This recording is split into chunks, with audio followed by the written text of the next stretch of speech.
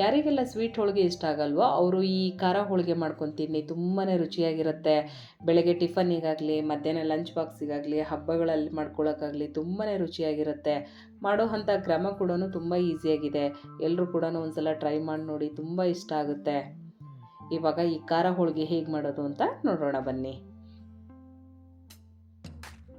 ಖಾರ ಹೋಳಿಗೆ ಮಾಡೋದಕ್ಕೆ ಮೊದಲಿಗೆ ನಾನು ಮೈದಾ ಮತ್ತು ಚಿರೋಟಿ ರವೆನ ಕಲಸಿಟ್ಕೊಳ್ತಾ ಇದ್ದೀನಿ. ಮಾಮೂಲಿ ನಾವು ಸ್ವೀಟ್ ಹೋಳಿಗೆಗೆ ಹೇಗೆ ಕಣಕ ರೆಡಿ ಮಾಡಿ ಇಟ್ಕೊಳ್ತೀವೋ ಅದೇ ತರಹ 1 ಬಟ್ಲಷ್ಟು ಮೈದಾ, 1 ಬಟ್ಲಷ್ಟು ಚಿರೋಟಿ ರವೆ, ರುಚಿ ತಕ್ಕಷ್ಟು ಉಪ್ಪು, 1 ಟೇಬಲ್ ಸ್ಪೂನಷ್ಟು ಎಣ್ಣೆ ಇಷ್ಟನ್ನು ಹಾಕಿ ಒಂದು ಸಲ ಚೆನ್ನಾಗಿ ಮಿಕ್ಸ್ ಮಾಡಿಕೊಂಡು ನೀರು ಹಾಕಿ ಮೀಡಿಯಮ್ ಹದಕ್ಕೆ ಕಲಸಿಟ್ಕೋಬೇಕು. ಮೈದಾ ತಿನ್ನಲ್ಲ ಅನ್ನೋರು ಚಿರೋಟಿ ರವೆ ಪ್ರಮಾಣನ ಸ್ವಲ್ಪ ಜಾಸ್ತಿ ಹಾಕ್ಕೊಂಡ್ರೆ ಚೆನ್ನಾಗಿರುತ್ತೆ. ಇಲ್ಲ ಅದ್ರ ಮೈದಾ ಹಿಟ್ಟು ಬದಲಾಗಿ ಗೋಧಿ ಹಿಟ್ಟನ್ನು ಸಹ ಹಾಕ್ಕೊಂಡ್ರೆ ಅದು ಕೂಡ ಚೆನ್ನಾಗಿರುತ್ತೆ. ಚಿರೋಟಿ ರವೆ ಹಾಕಿರೋದ್ರಿಂದ ಹಿಟ್ಟು ನೆನೆಯೋದಕ್ಕೆ ಒಂದು ಅರ್ಧ ಮುಕ್ಕಾಲು ಗಂಟೆನಾರು ಬೇಕಾಗುತ್ತೆ. ಮೊದಲಿಗೆ ನಾವು ಹಿಟ್ಟು ಕಲಸಿಟ್ಕೊಂಡ್ರೆ ಚೆನ್ನಾಗಿ ನೆನೆಯುತ್ತೆ.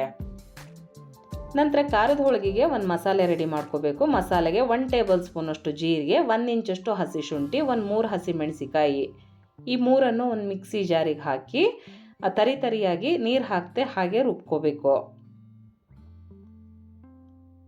ಇವಾಗ ಈ ಹಂತಕ್ಕೆ ರುಬ್ಕೊಂಡ್ರೆ ಸಾಕಾಗುತ್ತೆ. ನಂತರ ನಾವು ಒಲೆ ಮೇಲೆ ಒಂದು ಪಾತ್ರೆ ಇಟ್ಟು 1 ಕಪ್ಪಿನ ಅಳತೆಯಲ್ಲಿ ನೀರು ಹಾಕಿ ಕುದಿಯೋದಕ್ಕೆ ಬಿಡಬೇಕು. ನೀರು ಕುದಿ ಬಂದ ನಂತರ ರುಚಿ ತಕ್ಕಷ್ಟು ಉಪ್ಪು, ನಾವು ರುಬ್ಬಿಟ್ಕೊಂಡಂತಹ ಮಸಾಲೆ, ಒಂದು ಅರ್ಧ ಟೇಬಲ್ ಸ್ಪೂನಷ್ಟು ಎಣ್ಣೆ ಇಷ್ಟನ್ನು ಹಾಕಿ ನೀರನ್ನು ಚೆನ್ನಾಗಿ ಕುದಿಯೋದಕ್ಕೆ ಬಿಡಬೇಕು. ನೀರೆಲ್ಲ ಚೆನ್ನಾಗಿ ಕುದಿ ಬಂದ ನಂತರ 1 ಬಟ್ಲಷ್ಟು ಅಕ್ಕಿ ಹಿಟ್ಟು ಹಾಕಿ 1 ನಿಮಿಷಗಳ ಕಾಲನ ಚೆನ್ನಾಗಿ ಕುದಿಸ್ಕೊಂಡ್ರೆ ಸಾಕಾಗುತ್ತೆ. ತುಂಬ ಹೊತ್ತೆಲ್ಲ ಹಿಟ್ಟೆಲ್ಲ ಬೇಯಿಸೋದೇನು ಬೇಡ, 1 ನಿಮಿಷಗಳ ಕಾಲ ಚೆನ್ನಾಗಿ ಕುದಿಸ್ಕೊಂಡ್ರೆ ಸಾಕಾಗುತ್ತೆ. ನಂತರ 1 ಸ್ಪೂನಲ್ಲಿ ಈ ಥರ ನಾನು ಯಾವ ರೀತಿ ತಿರುಗಿಸ್ಕೊಳ್ತಾ ಇದ್ದೀನೋ ಆ ಥರ ತಿರುಗಿಸ್ಕೊಂಡ್ರೆ ಸಾಕಾಗುತ್ತೆ. ಒಂದು ವೇಳೆ ಹಿಟ್ಟು ಕಡಿಮೆ ಅಂತ ಅನಿಸಿದರೆ ಇನ್ನೊಂದು ಸ್ವಲ್ಪ ಹಿಟ್ಟು ಸೇರಿಸಿ ಈ ಥರ ಒಂದು ಮುದ್ದೆಗಿಂತ ಸ್ವಲ್ಪ ಗಟ್ಟಿಯಾಗಿ ಹಿಟ್ಟನ್ನು ಚೆನ್ನಾಗಿ ತಿರುಗಿಸ್ಕೋಬೇಕು. ಇವಾಗ ಈ ಹದಕ್ಕೆ ನಾವು ಹಿಟ್ಟನ್ನು ತಿರುಗಿಸ್ಕೊಂಡ್ರೆ ಸಾಕಾಗುತ್ತೆ. ಉಪ್ಪು ಸ್ವಲ್ಪ ಎಣ್ಣೆ ಹಾಕಿರೋದ್ರಿಂದ ಹಿಟ್ಟೆಲ್ಲ ಏನು ಗಂಟಾಗಲ್ಲ. ಒಂದು ವೇಳೆ ಗಂಟಾಯಿತು ಅಂದರೂ ಕೂಡ ನಾದ್ಕೋಬೇಕಾರೆ ಗಂಟಿಲ್ದಂಗೆ ಚೆನ್ನಾಗಿ ನಾದ್ಕೋಬೇಕು. ಇವಾಗ ಬೇಯಿಸಿಟ್ಕೊಂಡಂತಹ ಹಿಟ್ಟನ್ನು ಒಂದು ತಟ್ಟೆಗೆ ಹಾಕಿ ಆರೋದಕ್ಕೆ ಬಿಡಬೇಕು. ಹಿಟ್ಟೆಲ್ಲ ಆರಿದ ನಂತರ ಚೆನ್ನಾಗಿ ಹಿಟ್ಟನ್ನು ನಾದ್ಕೋಬೇಕು. ನಾವು ಎಕ್ಸ್ಟ್ರಾ ನೀರೆಲ್ಲ ಹಾಕೋದೆಲ್ಲ ಬೇಡ. ಒಂಚೂರು ಕೈಯನ್ನು ತಣ್ಣೀರಲ್ಲಿ ಹತ್ಕೊಳ್ತಾನೆ ಈ ಥರ ಚೆನ್ನಾಗಿ ನಾದ್ಕೊಂಡ್ರೆ ಸಾಕಾಗುತ್ತೆ. ಎಕ್ಸ್ಟ್ರಾ ಹಿಟ್ಟೆಲ್ಲ ಏನು ಸೇರಿಸೋದು ಬೇಡ, ಈ ಥರ ಚೆನ್ನಾಗಿ ನಾದ್ಕೊಂಡ್ರೆ ಸಾಕಾಗುತ್ತೆ. ಸಾಫ್ಟಾಗಿ ನಾದ್ಕೋಬೇಕು. ಒಂದು ವೇಳೆ ಹಿಟ್ಟು ತುಂಬಾ ಗಟ್ಟಿಯಾಗಿತ್ತು ಅಂದರೆ ಸ್ವಲ್ಪನೇ ನೀರನ್ನು ಚುಮುಕ್ಸ್ಕೊಂಡು ಸಾಫ್ಟಾಗಿ ನಾದಿಟ್ಕೊಂಡ್ರೆ ಸಾಕು. ಇವಾಗ ಈ ಹಂತಕ್ಕೆ ನಾದ್ಕೊಂಡ್ರೆ ಸಾಕಾಗುತ್ತೆ. ನಮಗೆ ನಂತರ ಹೋಳಿಗೆ ಯಾವ ಸೈಜ್ ಬೇಕೋ ಅಷ್ಟು ಉಂಡೆಗಳನ್ನು ರೆಡಿ ಮಾಡಿ ಇಟ್ಕೋಬೇಕು. ನಂತರ ಕಣಗದ ಹಿಟ್ಟು ಕೂಡ ಚೆನ್ನಾಗಿ ನೆಂದಿದೆ. ಮುಂಚೆನೇ ಕಲಸಿಟ್ಟಿರೋದ್ರಿಂದ ಸಾಫ್ಟಾಗಿ ಚೆನ್ನಾಗಿ ನೆಂದಿದೆ. ತುಂಬ ಎಣ್ಣೆ ಎಲ್ಲ ಹಾಕೋದೇನು ಬೇಡ, 1 ಸ್ಪೂನ್ ಕಲಸಿದ ಹಾಕಿದರೆ ಸಾಕಾಗುತ್ತೆ. ತುಂಬ ಎಣ್ಣೆ ಹಾಕಿದಾಗ ನಾವು ಹೋಳಿಗೆ ತಟ್ಟಬೇಕಾದ್ರೆ ಮೈದಾ ಎಲ್ಲ ಎಡ್ಜಿಗೆ ಹೋಗುತ್ತೆ. ಹಾಗಾಗಿ ಅಷ್ಟೊಂದು ಎಣ್ಣೆ ಹಾಕಿದರೆ ಅಷ್ಟು ಚೆನ್ನಾಗಾಗಲ್ಲ. 1 ಸ್ಪೂನು 2 ಸ್ಪೂನು ಹಾಕಿದರೆ ಸಾಕಾಗುತ್ತೆ, ಸಾಫ್ಟಾಗುತ್ತೆ. ನಂತರ ನಾನು ಇಲ್ಲಿ ಹೋಳಿಗೆ ತಟ್ಟೋದಕ್ಕೆಲ್ಲ ರೆಡಿ ಮಾಡಿ ಇಟ್ಕೊಂಡಿದ್ದೀನಿ. ನಾನಿಲ್ಲಿ ಹೋಳಿಗೆ ತಟ್ಟೋದಕ್ಕೆ ಆಯಿಲ್ ಕವರ್ ತೊಗೊಂಡಿದ್ದೀನಿ. ನಿಮಗೆ ಯಾವ್ದು ಅನುಕೂಲ ಆಗುತ್ತೋ ಅದು ತೊಗೊಳ್ಳಿ. ಹೋಳಿಗೆ ಪೇಪರ್ ತೊಗೊಳ್ಳಿ, ಇಲ್ಲ ಬಾಳೆಲೆ ತೊಗೊಳ್ಳಿ, ಇಲ್ಲ ಈ ಥರ ಆಯಿಲ್ ಪೇಪರಲ್ಲೇ ಚೆನ್ನಾಗಂತ ಅನಿಸುತ್ತೆ ಅಂದರೆ ಇದರಲ್ಲಿ ಕೂಡ ಚೆನ್ನಾಗಿರುತ್ತೆ. ನಂತರ ನಾವು ಸ್ವೀಟ್ ಹೋಳಿಗೆ ಯಾವ ರೀತಿ ತಟ್ತೀವೋ ಅದೇ ರೀತಿ ನಮಗೆ ಹೋಳಿಗೆ ಯಾವ ಸೈಜ್ ಬೇಕೋ ಅಷ್ಟು ಮೈದಾ ತೊಗೊಂಡು, ನಂತರ ಅಕ್ಕಿ ಹಿಟ್ಟನ್ನು ತೊಗೊಂಡು ಯಾವ ರೀತಿ ತುಂಬ್ಕೊಳ್ತೀವೋ ಸ್ವೀಟ್ ಹೋಳಿಗೆಗೆ ಅದೇ ರೀತಿ ತುಂಬಿಕೊಂಡು ಹೋಳಿಗೆ ತಟ್ಟಬೇಕು. ನಿಮಗೆ ಯಾವ ಥರ ಈಸಿ ಅಂತ ಅನಿಸುತ್ತೋ ಆ ಥರ ತಟ್ಕೊಳ್ಳಿ. ಒಂದು ವೇಳೆ ಸ್ವೀಟ್ ಹೋಳಿಗೆ ಬರಲ್ಲ ಅನ್ನೋರು ಇದನ್ನು ಒಂದು 2-3 ಸಲ ಈ ಬಿಳಿ ಹೋಳಿಗೆನ ಟ್ರೈ ಮಾಡಿ. ಸ್ವೀಟ್ ಹೋಳಿಗೆ ತುಂಬಾ ಚೆನ್ನಾಗಿ ಬರುತ್ತೆ. ಈ ಬಿಳಿ ಹೋಳಿಗೆ ಎಲ್ಲ ತುಂಬ ಕಟ್ಟಾಗಲ್ಲ, ಈಸಿಯಾಗಿ ಬರುತ್ತೆ. ಹಾಗಾಗಿ ಒಂದು ಸಲ ಸ್ವೀಟ್ ಹೋಳಿಗೆ ಮಾಡೋದಕ್ಕಿಂತ ಮುಂಚೆ ಈ ಥರ ಬಿಳಿ ಹೋಳಿಗೆ ಮಾಡಿದರೆ ತುಂಬಾ ಈಸಿ ಆಗುತ್ತೆ. ನಂತರ ನಾವು ಹಂಚಿಗೆ ಸ್ವಲ್ಪ ಎಣ್ಣೆ ಹಾಕಿ ಮಾಮೂಲಿಯಾಗಿ ಸ್ವೀಟ್ ಹೋಳಿಗೆ ಅಥವಾ ಪರೋಟ ಹೆಂಗೆ ಬೇಯಿಸ್ಕೊಳ್ತೀವೋ ಅದೇ ರೀತಿ ಬೇಯಿಸ್ಕೊಂಡ್ರೆ ಆಯಿತು. ಕವರಿಂದ ತೆಗಿಯೋದು ಕೂಡ ಅಷ್ಟೇ ತುಂಬ ಈಸಿಯಾಗಿ ಬರುತ್ತೆ. ನಾವು ಮಾಮೂಲಿ ಹೋಳಿಗೆ ಪರೋಟ ಯಾವ ರೀತಿ ಬೇಯಿಸ್ಕೊಳ್ತೀವೋ ಅದೇ ರೀತಿ ಬೇಯಿಸ್ಕೊಂಡ್ರೆ ಚೆನ್ನಾಗಿರುತ್ತೆ.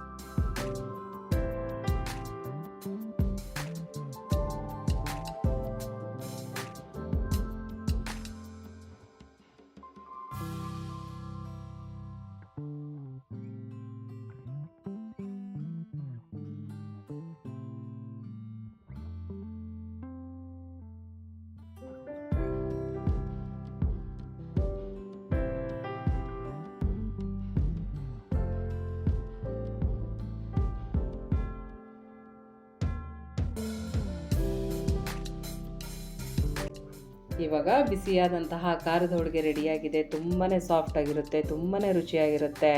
ಖಾರ ಹಾಕಿರೋದ್ರಿಂದ ಒಂದು ಕಾಯಿ ಚಟ್ನಿ ಜೊತೆ ತಿಂದರೆ ತುಂಬಾ ಚೆನ್ನಾಗಿರುತ್ತೆ. ಪಲ್ಯನೇ ಬೇಕು ಅಂತ ಏನಿಲ್ಲ, ಸಿಂಪಲ್ಲಾಗಿ ಒಂದು ಕಾಯಿ ಚಟ್ನಿ ಮಾಡಿಕೊಂಡ್ರೆ ಚೆನ್ನಾಗಿರುತ್ತೆ. ಬೆಳಗಿನ ಟಿಫನಿ ಮಾಡ್ಕೋಬೇಕು ಅಂತಂದರೆ ತುಂಬಾ ಚೆನ್ನಾಗಿದೆ ಈ ರೆಸಿಪಿ. ಎಲ್ಲರೂ ಕೂಡ ಒಂದ್ಸಲ ಟ್ರೈ ಮಾಡಿ ನೋಡಿ. ಮಾಮೂಲಿ ಹಬ್ಬಗಳಲ್ಲಿ ಸ್ವೀಟ್ ಹೋಳಿಗೆ ಮಾಡ್ತಾ ಇರ್ತೀರಾ, ಅದ್ರ ಜೊತೆಯಲ್ಲಿ ಖಾರ ಹೋಳಿಗೆನೂ ಟ್ರೈ ಮಾಡಿ ನೋಡಿ. ಮಕ್ಕಳಿಂದ ಹಿಡಿದು ದೊಡ್ಡೋರವ್ರಿಗೂ ತುಂಬಾ ಇಷ್ಟಪಡ್ತಾರೆ.